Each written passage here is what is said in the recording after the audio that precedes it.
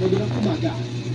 Pero hindi pa man tuluyang Good nakakalapit, afternoon. sunod-sunod na ang radio challenge mula sa bagong pandigma ng China na People's Liberation Video Army lang Radio tayo vessel na may bow number while 554 nanood ng TV. ang natanggap ng eroplano ng PCG.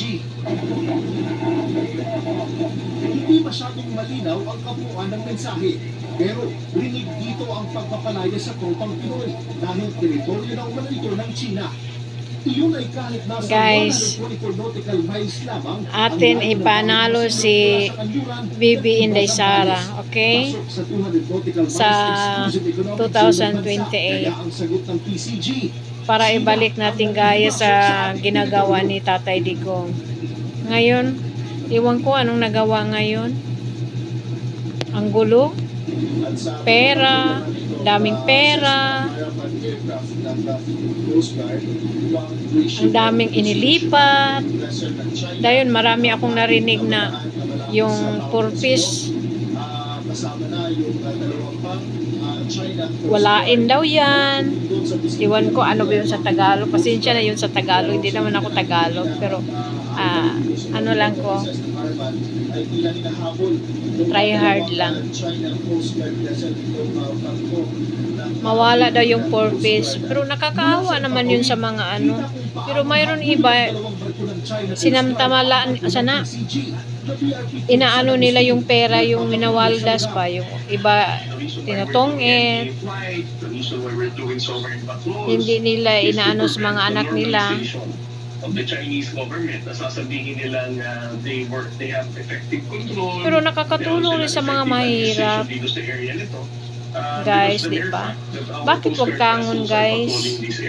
Para naman yung mahirap, di ba? Dati ako sa ano, sa Kuwait ako. Ano? May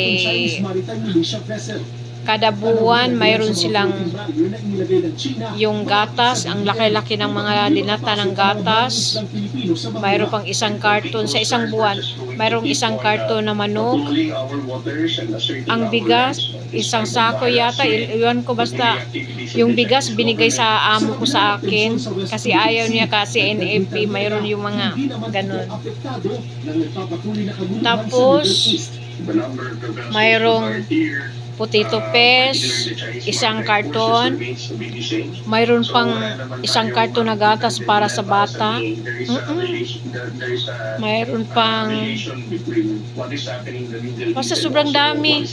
Mayroon pang Quaker Oats o spaghetti.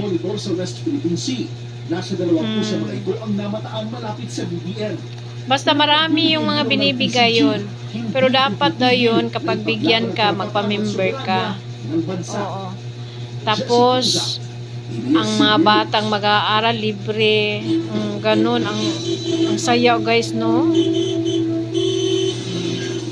Pero natikman na natin yung ano, yung wala nang bayad ang school, yung panahon ni Duterte. Masaya yung mga mahihirap kasi nakapag-aral, kasi yung anak ko nakapag-aral sa CTU, walang bayad. Ano lang, allowance lang yung ano ko ibigay sa kanya, yung pangmasahe at saka snacks. Yun lang, walang bayad. Basta ang ano lang mo, yung grade mo. At saka yung mga kriminalid, yung mga krimen na ano, yung kunti lang. Kasi natakot naman sila sa mga patakaran ni Pangulong Duterte. Ngayon, sobrang dami mga kaso. Ewan ko daming mga kaso ngayon. Hindi naman na ano. Sa panahon ni Duterte, sus, ang saya-saya namin kasi dito sa ano, yung sa Cebu, yung ano, wala na mga snatcher, yung magnanakaw sa ano, kulon. Ngayon, ewan ko, bumabalik yung mga tao.